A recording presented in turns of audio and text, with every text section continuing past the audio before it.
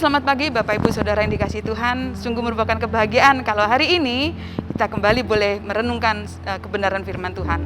Hari ini kita sama-sama akan belajar dari satu firman Tuhan yang terdapat dalam 1 Korintus 2 ayat 2. Demikian bunyi firman Tuhan.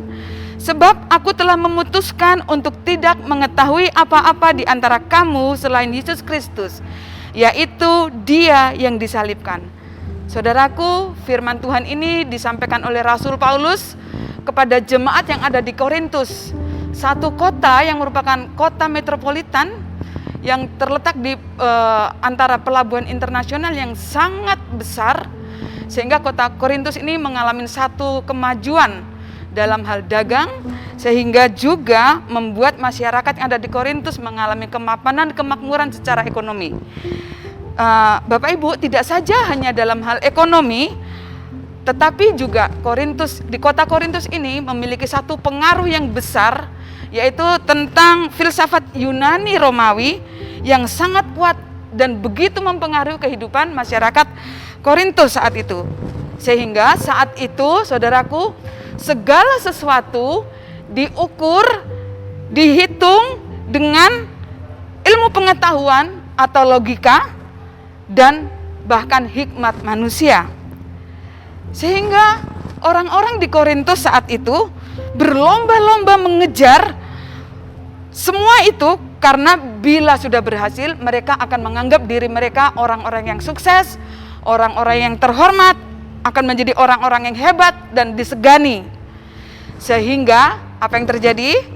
Ketika Rasul Paulus menyampaikan pemberitaan Injil Tuhan di kota Korintus ini, bukan merupakan satu hal yang mudah, tetapi mengalami banyak tantangan, bahkan tekanan yang begitu hebat.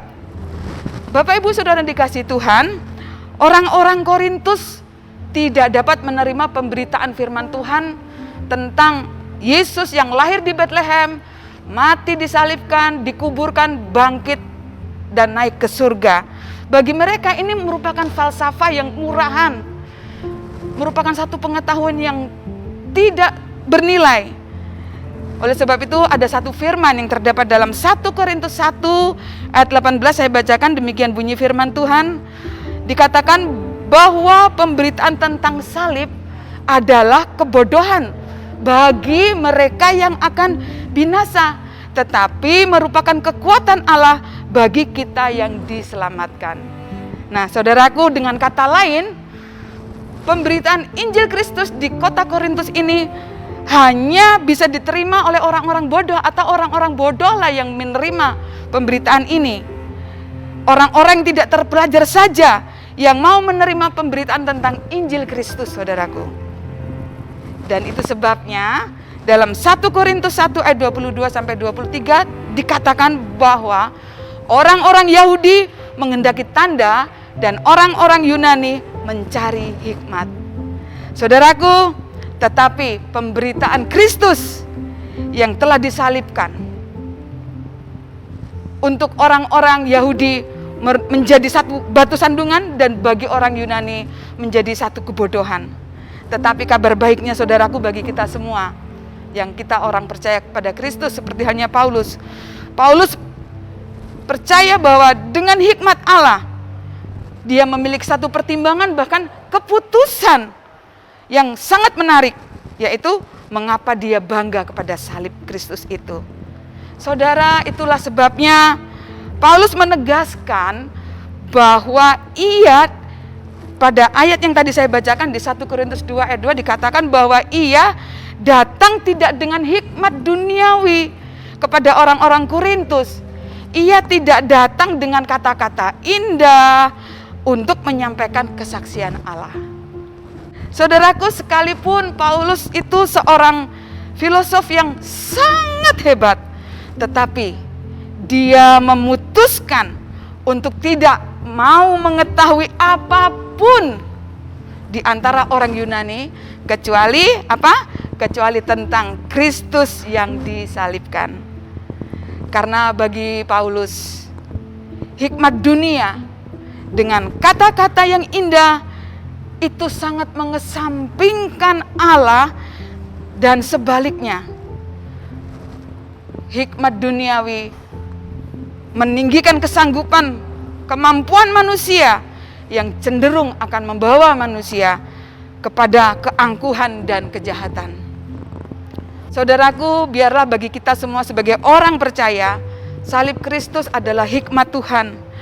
Salib Kristus adalah kekuatan Allah, di mana Allah akan memakai salib yang hina untuk menunjukkan kebesarannya, menunjukkan hikmatnya, menunjukkan kekuatannya yang mengatasi segala sesuatu, di mana segala hikmat, kehebatan, dan kemampuan manusia yang tidak bisa menyelamatkan manusia dari kematian.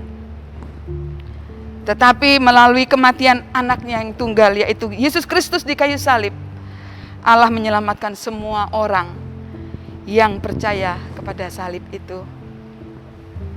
Di akhir Bina Iman hari ini saya cuma mau sampaikan, saudara, kemuliaan salib yang adalah kemuliaan Allah, sudah seharusnya kita mengingat dan merenungkannya sepanjang hidup kita. Dan bukan hanya ketika pada saat perjamuan kudus atau Jumat Agung. Bahkan lebih dari sekedar mengingat dan merenungkannya, marilah setiap kita sebagai orang percaya turut memberitakan kemuliaan salib dengan hikmat yang dari Allah. Amin buat firman Tuhan hari ini. Kiranya Bapak, Ibu, Saudara semua boleh diberkati.